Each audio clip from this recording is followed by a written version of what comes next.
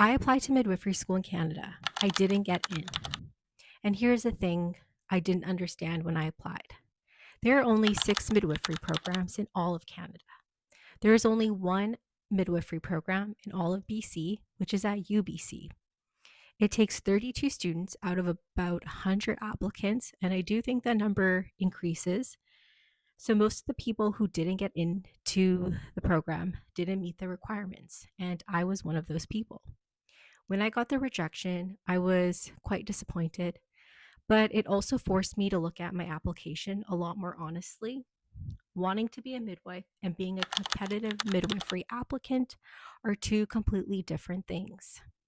So instead of applying again with the same GPA and similar supplemental, I'm taking the year to really focus on the type of midwife I want to be and to really work on strengthening my application for this upcoming year. I also wanted to document my process, including what works, what didn't, and what I've been learning along the way.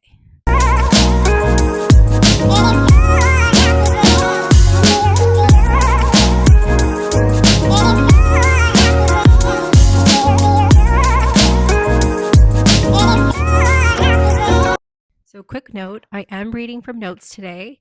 I've been told my last video was hard to follow, so I deleted the video and I'm refilming it again. And I also wanted to be very specific and straight to the point with what I was sharing. And I felt the last video was kind of all over the place. So if you see me looking down, it's because I'm looking at these notes. All right, so why am I making this video?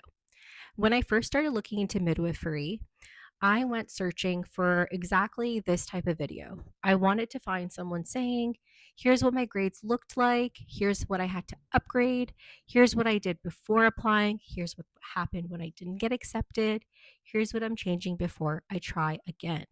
And I didn't find it. There are videos about being a midwifery student. There are videos about what midwifery school is like once you're in. Those are very helpful. But almost nobody's talking about the part before that, the rejection, the upgrading, the journey, the process. Going back to school in your late 20s, trying to decode prerequisites, applying again, and not knowing if any of it is going to work. That is where I am right now. So that's the video I wanted to make and want to see more of. I can't tell you follow these steps and you'll get in because I haven't gotten in. I'm figuring it out at the same time as you are, if that is also the journey you are currently on.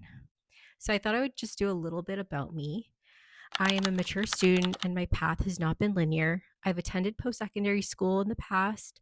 I've changed directions multiple times. I've gone back and now I'm essentially building my academic record while working toward midwifery school. I have in the past done doula work. I've mainly worked more as a postpartum doula. I've also done body work for a pregnant woman. I've worked as a nanny. I have worked with youth and done day camps and leadership activities. But what I wanted to be very clear about is I am not approaching this application casually. Midwives are a primary healthcare provider. So midwives are healthcare providers. They're responsible for care through pregnancy, labor, birth, and postpartum. Their education covers biomedical sciences, pharmacology, newborn care, emergency management, clinical skills, plus years of supervised clinical placement. So after the rejection, I actually had to sit with, do I want this enough to do what it takes to become a competitive applicant? And it was hard to sit down and have that reflection, but ultimately the answer is yes. So let's talk about what went wrong the first time that I applied. Here's what I figured out on my first application. I was asking the wrong questions.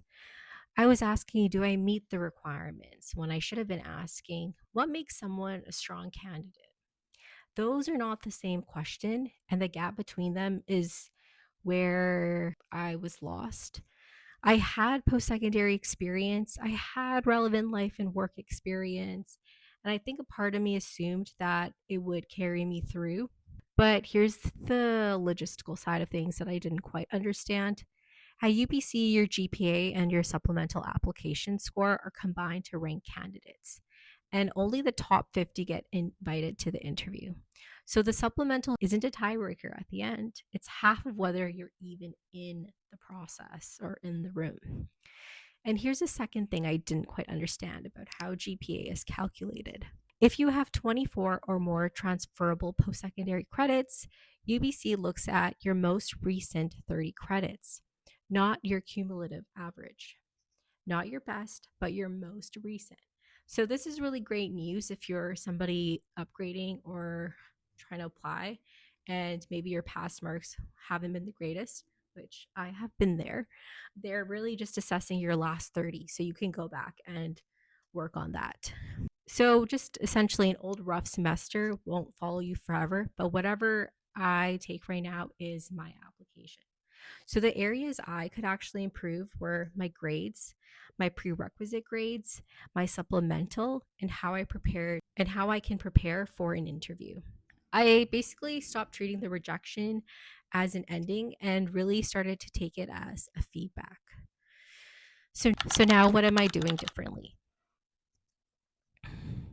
One is upgrading my prereqs.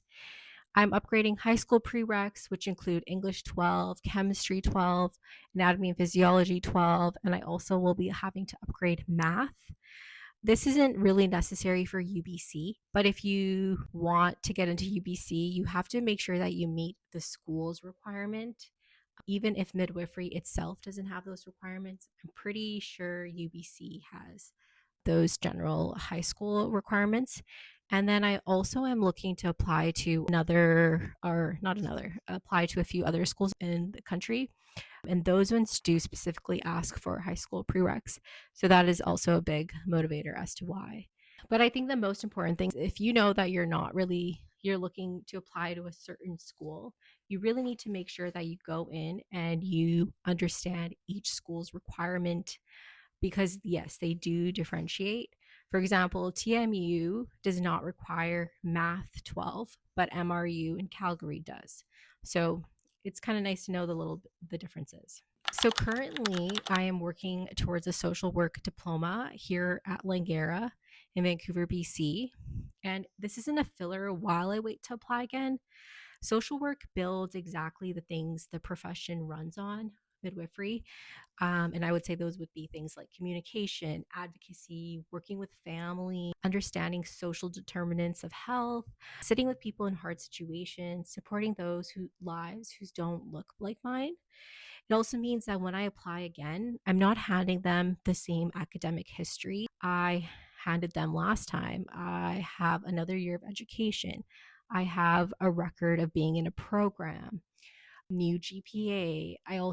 It's not just I took 30 credits, it's I was in this program. I had to attend to fulfill the requirements of the program. I think it just held a little bit more, it just had more. I feel like it will just provide more strength to my application. And I previously had been wanting to go to school for social work when I graduated high school. So I think a part of me also feels happy just fulfilling that and adding more tool to my skill set.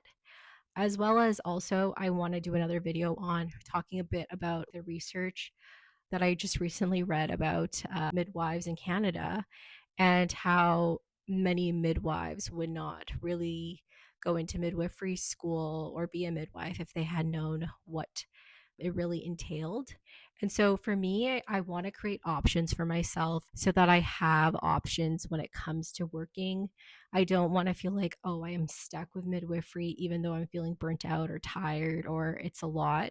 I have a lot of love and passion for this work, but I want it to be something that I can do for a long time. And I realized diversifying really can allow me different tools to do that.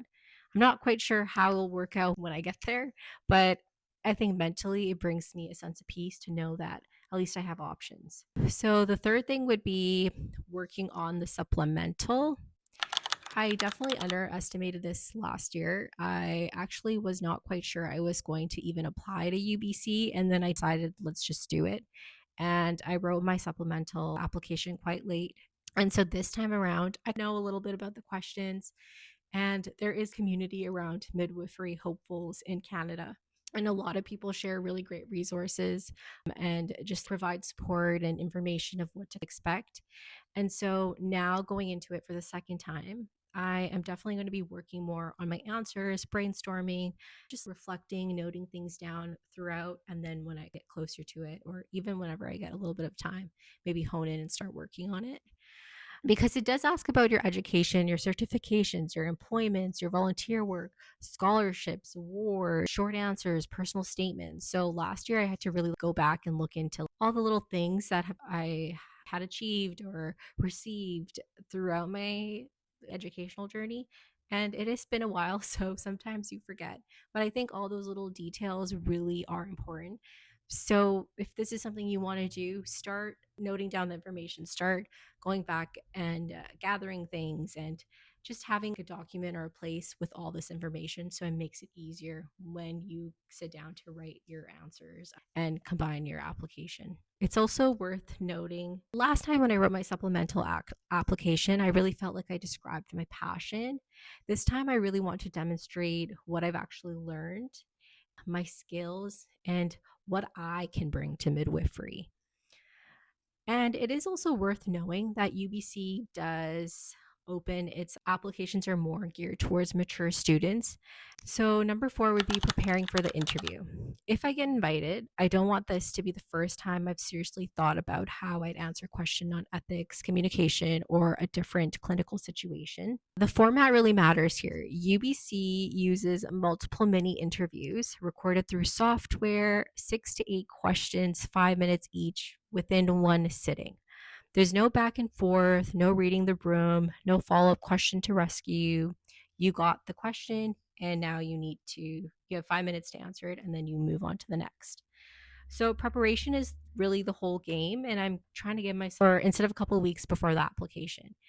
And I think these are where it's really important if you have friends or if you have family. I'm going to really be trying to use the support of my tutor and really just get more comfortable speaking, answering questions, and actually just making the time to intentionally practice. There's also a lot of great resources online as well.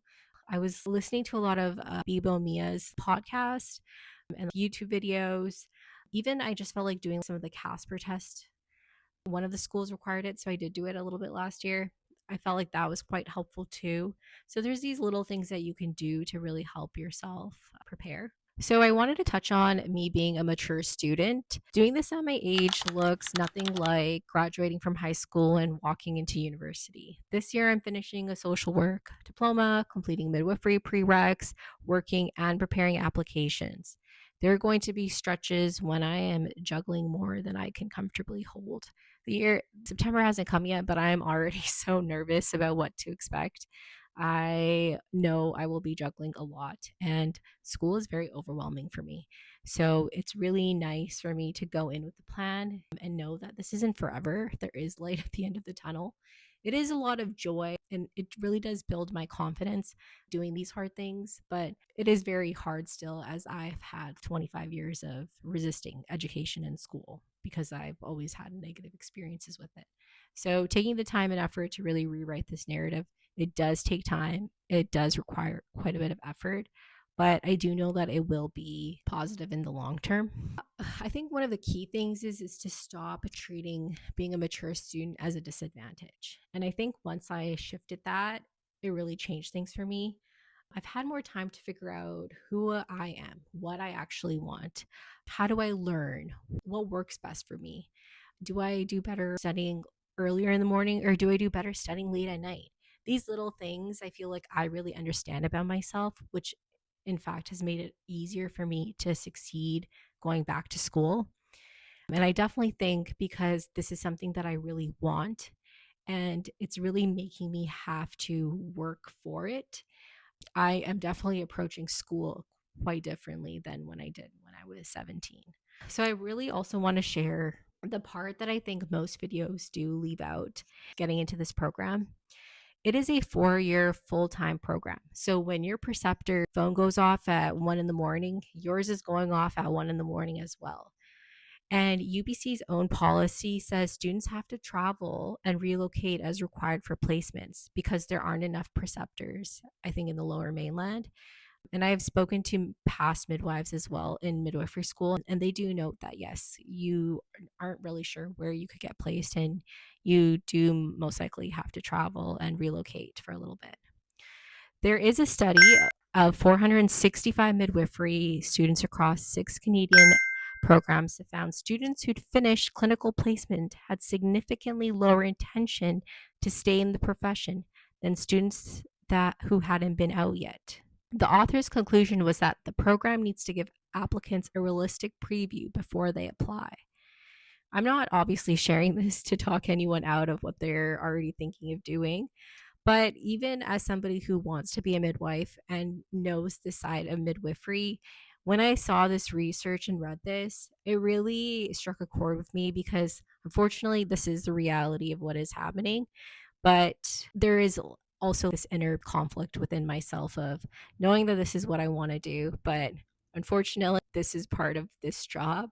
So I think that's where the social work diploma feels really nice for me. I feel like it gives me options, and God forbid something were to happen and I'm feeling really burnt out or I'm really having a hard time. I feel like at least I know I can pivot and I have some job options rather than solely falling on midwifery. So I am applying again for the 2027 intake, and I'm going to keep making videos, documenting my way through so people can actually see what works, what is required, what you possibly would do different. And maybe eventually there will be a video on this channel saying I got into midwifery school. And then you can, but if I get rejected again or something changes, I'm also going to talk about that too. I think the main thing about this is being extremely transparent about the journey to get there. I know it's pretty common to have taken at least 2-3 times before getting into midwifery school, but also there are people who've gotten in on the first try as well. So anything can happen, anything is possible, but I am wanting to document the journey to share with others. So, if you're looking into midwifery school in Canada, or you're upgrading courses, or you're a mature student trying to get into a competitive program without a perfect academic history, that's what I'm documenting here. If you're applying to, tell me which program and which intake you're aiming for. I want to know how many of us are out there. I answer every comment. Subscribe, and I'll keep sharing as I go. Thank you.